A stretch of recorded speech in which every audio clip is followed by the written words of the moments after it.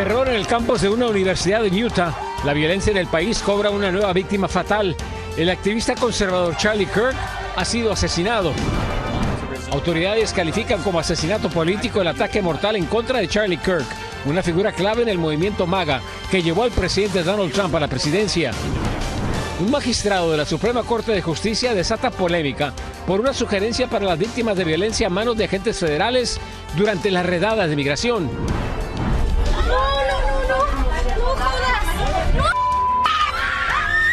Terror en la capital mexicana.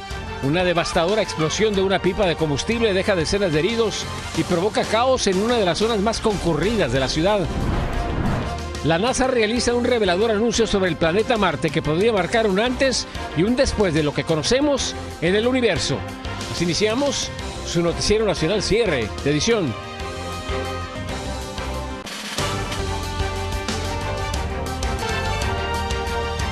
Muy buenas noches, bienvenidos a su noticiero nacional cierre de edición. Les informa José Armando Ronstadt. Mil gracias por acompañarnos.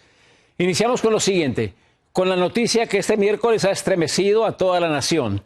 Durante un evento en una universidad de Utah, el activista conservador Charlie Kirk fue asesinado.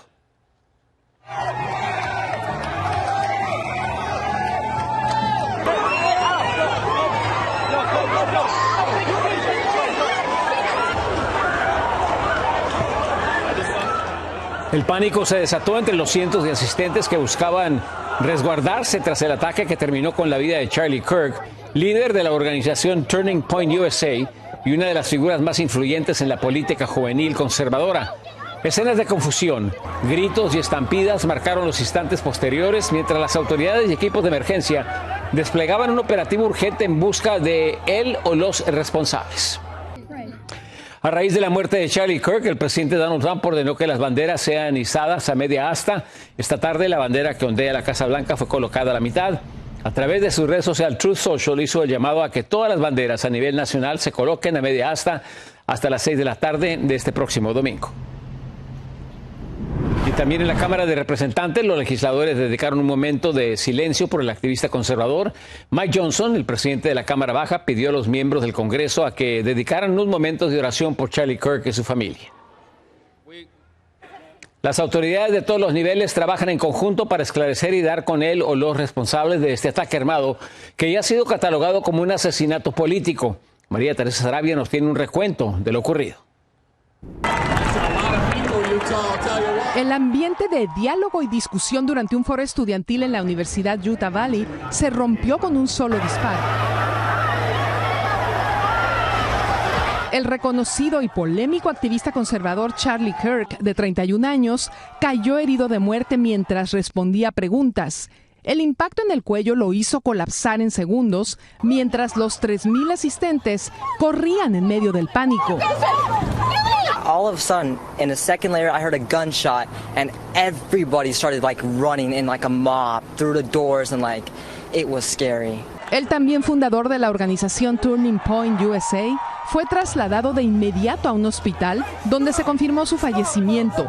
Horas después, el presidente Donald Trump escribió en redes sociales: el gran y hasta legendario Charlie Kirk está muerto. This is a dark day for our state. It's a tragic day for our nation. And I want to be very clear that this is a political assassination. La investigación sigue abierta. El FBI informó que se trata de un ataque dirigido, posiblemente ejecutado desde un tejado dentro del campus. Aunque un sospechoso fue detenido inicialmente, más tarde fue descartado como responsable y puesto en libertad. The possible shooter is taken from closed circuit TV here on campus. We do have that. We're analyzing it, but it is security camera footage, so you can kind of guess what the quality of that is. But we do know dressed in all dark clothing. Charlie Kirk deja esposa y 2 hijos pequeños. Para muchos, su muerte es otra herida en un clima político cada vez más polarizado. Absolute horrible event. You know, Charlie Kirk, he goes up there. He even has security to protect him from other extremists that have attacked him before, from just debating them civilly. La pregunta que queda es si este asesinato marcará un antes y un después en la seguridad y en la vida política de Estados Unidos. María Teresa Saravia, Noticias Estrella TV. Charlie Kirk jugaba un papel muy importante dentro del esquema del presidente Donald Trump.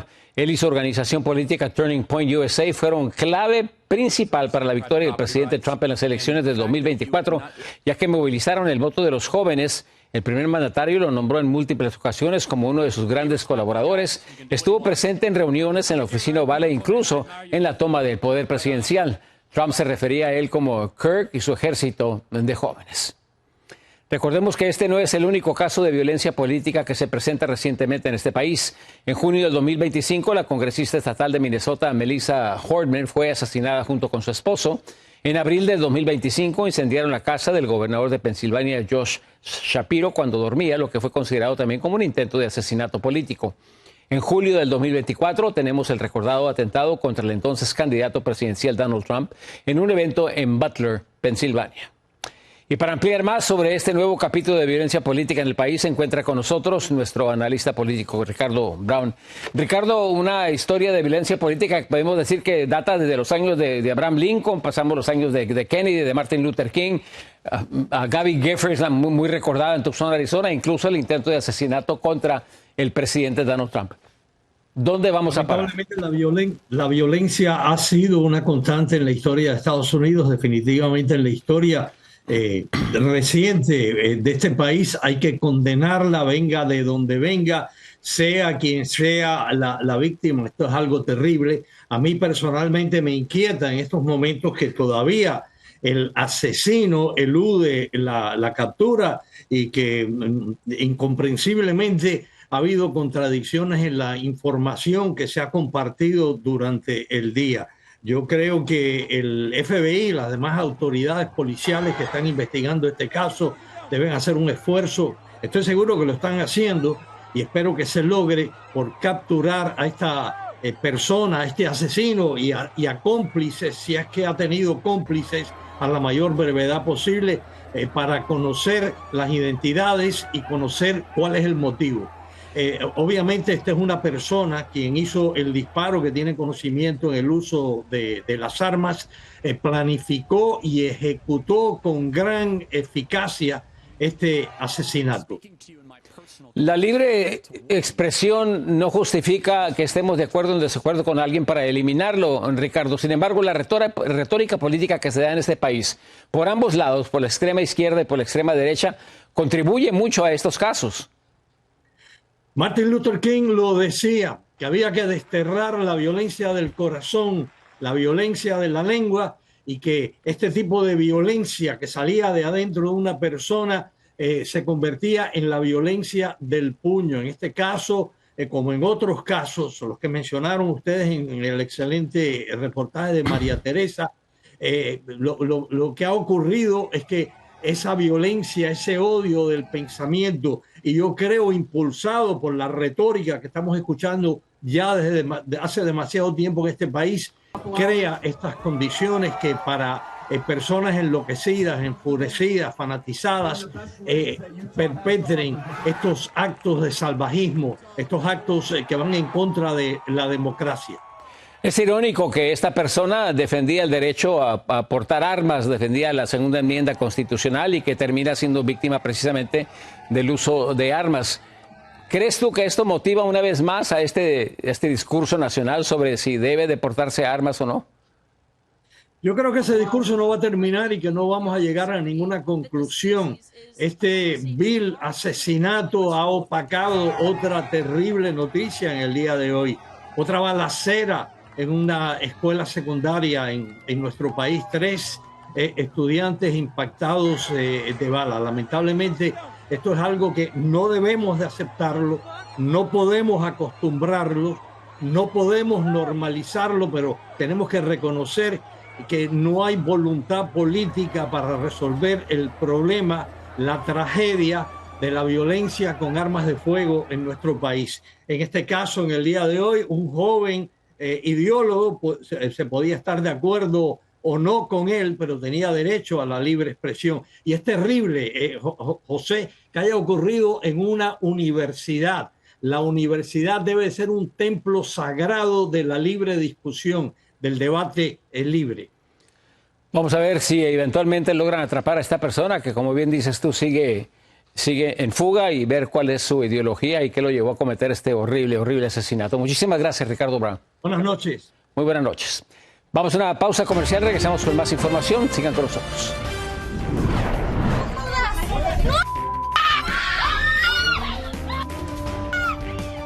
Incendios, explosiones y personas con quemaduras graves, un escenario de terror en la capital mexicana. Sugieren que las víctimas de abuso durante las redadas puedan demandar a agentes federales, pero ¿qué tan cierta es esta posibilidad? Se lo explicamos al regresar.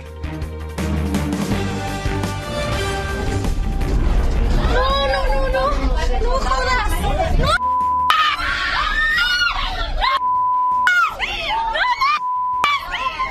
Terror en la capital mexicana. Una pipa se volcó y se encendió en inmediaciones del Puente de la Concordia en la alcaldía de Iztapalapa, desatando varias explosiones que dejaron por lo menos 3 muertos y más de 70 personas heridas, varias de ellas de gravedad, y decenas de vehículos totalmente consumidos por las llamas. La emergencia movilizó a cuerpos de rescate, bomberos y personal médico que establecieron rutas prioritarias y maniobras de control de riesgos.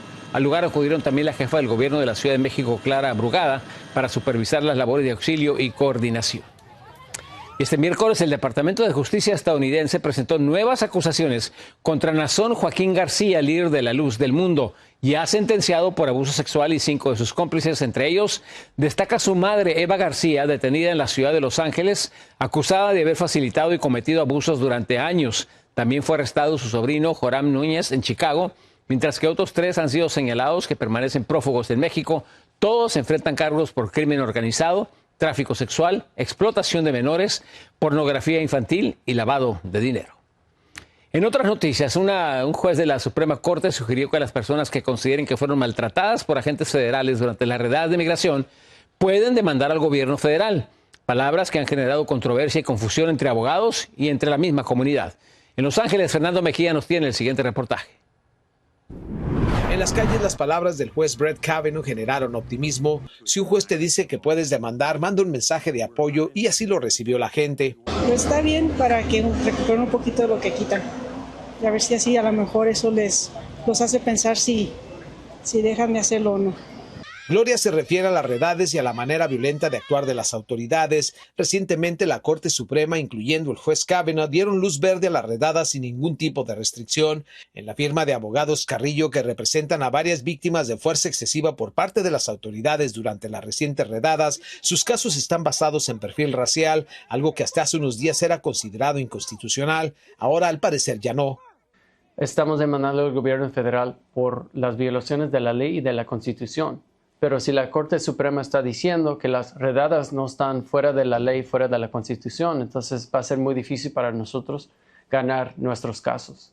Casos como el recientemente ocurrido en Van Nuys, en donde agentes federales bajaron a punta de pistola a 2 hombres y una mujer de un automóvil. Los hombres eran residentes legales y la mujer ciudadana americana. Es casi imposible, o más bien es imposible, ganar un caso contra una autoridad federal. Muchos se quejan de la violencia y de la falta de órdenes de aprehensión, que no solo está perjudicando a inmigrantes sin documentos. 8 de los 9 casos que la firma Carrillo tiene en contra del gobierno federal son de ciudadanos americanos. Y para nosotros fue una violación de la Constitución y de la ley federal. Pero ahora, con estos comentarios del Justice Kavanaugh, está justificando todo. Aunque las probabilidades de ganar una demanda en contra del gobierno federal son mínimas, abogados consideran que demandando es la única forma de contrarrestar un poco lo que está ocurriendo, documentando todos los casos de abuso que se están cometiendo para poder hacer cambios en el futuro. Fernando Mejía, Noticias Estrella TV. La administración Trump aseguró que no tiene planes inmediatos de deportar a más menores no acompañados. Esto tras el intento de expulsión de 76 niños guatemaltecos, bloqueado por un juez hace unos días, mientras que el gobierno sostiene que actuó a petición de Guatemala.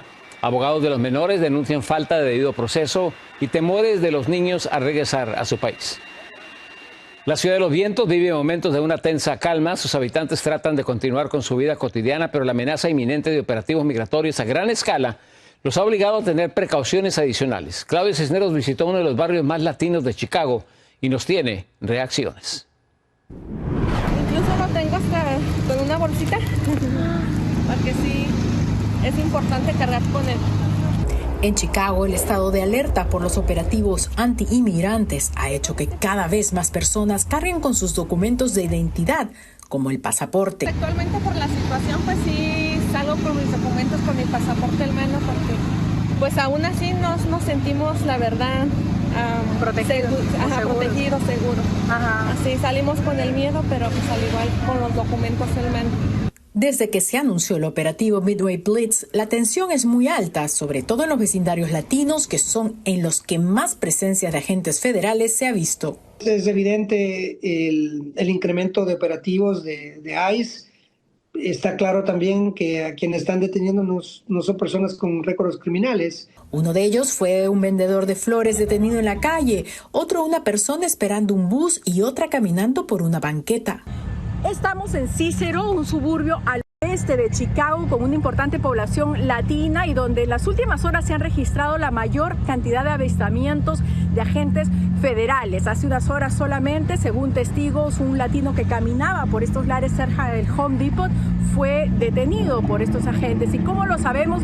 Pues porque se ha desplegado una importante red de ciudadanos que están alertando a través de las redes sociales y los teléfonos sobre la presencia de agentes federales en cualquier punto de la ciudad. Antonio y Elías pertenecen a una de las múltiples redes de respuesta rápida que se han activado en la ciudad, en especial en la parte sur donde están los barrios latinos. Vamos a dar un grande círculo por donde están todas las escuelas para observar hacia actividad. Acompañamos a los voluntarios al patrullaje en las escuelas. Esta vez no hubo incidentes que reportar. Yeah, very peaceful. Everything's all good. We're going to head down there. Ante las inminentes redadas migratorias, los habitantes de Chicago han tenido que cambiar sus rutinas, algunos como Antonio y Elías dando de su tiempo voluntariamente para alertar y apoyar a la comunidad, otros como la señora María cargando documentos que puedan protegerlos a ella y a su familia. En Chicago, Claudia Cisneros, Estrella TV. Los invitamos a que sigan con Cierre Edición, hay más noticias al regresar. ¿Fue posible la vida en Marte? La NASA realiza un revelador anuncio fuera de este mundo. Te lo explicamos en minutos. La NASA confirma avances importantes en la búsqueda de vida antigua en Marte. Nuevas muestras analizadas por el robot explorador Perseverance revelan señales prometedoras y aunque aún no son una prueba definitiva, podrían definir el futuro de las próximas misiones espaciales. Anthony Belchi nos tiene más en el siguiente reportaje. La NASA ha confirmado que está muy cerca de descubrir vida antigua en Marte, unos indicios prometedores que podrían apuntar a la existencia de vida después de que en julio del año pasado se recogiera una muestra de roca marciana de un lugar en el que hace miles de millones de años fue el lecho de un lago. And what that means is we look at everything we know about life on Earth. And this is the kind of signature that we would see that was made by something biological. La muestra, que ha sido recogida por el robot Perseverance y analizada de forma remota, contiene minerales que podrían haberse formado a través de interacciones entre el lodo circundante y la materia orgánica. En la Tierra, formaciones similares suelen estar asociadas con la actividad microbiana. Aparentemente estas marchitas se forman con la no sé si combustión química de materiales orgánicos. Por lo general se da en la Tierra cuando son o microbios o de actividad biológica. Desde la Agencia Espacial Estadounidense matizan que el descubrimiento en sí no es una prueba definitiva, pero si finalmente se confirman los indicios, podría marcar un antes y un después en la investigación espacial. Confirmarse esto sería uno de los descubrimientos científicos más grandes de la historia, porque esto comprueba de que la vida se ha formado más allá de la Tierra. Esto no significa que haya existido vida inteligente, ni mucho menos. La NASA ha incrementado los esfuerzos por la búsqueda de vida más allá de la Tierra y Marte es uno de los objetivos principales, ya que se van a seguir realizando misiones robóticas allí y eventualmente se prevé enviar algún día seres humanos al planeta rojo gracias al programa de Artemis. It will open the door for humans to study and better understand the red planet and perhaps even one day bring back Martian samples home for us to actually study here on Earth. El plan está sobre la mesa, pero Donald Trump ha hecho profundos recortes en el presupuesto de la NASA, regresando a los fondos de 1961 y con el despido de más de 4.000 empleados, lo que hace realmente difícil que estos proyectos por ahora sean una realidad. Desde Miami, Florida, Anthony Belchi, Noticias Estrella TV. A menos de un año del inicio del Mundial 2026, la FIFA abrió este miércoles la primera fase de venta de boletos para titulares de tarjetas Visa. Los precios van desde $60 para partidos de grupo hasta más de $6,700 para la final, con tarifas dinámicas según la demanda. El torneo arrancará el 11 de junio en Ciudad de México y será el más grande de la historia, con 48 equipos y 104 partidos en 3 diferentes países. Muchísimas gracias por acompañarnos. Yo soy José Armando Ronsta. Los esperamos mañana en su Noticiero Nacional cierre de edición. Buenas noches.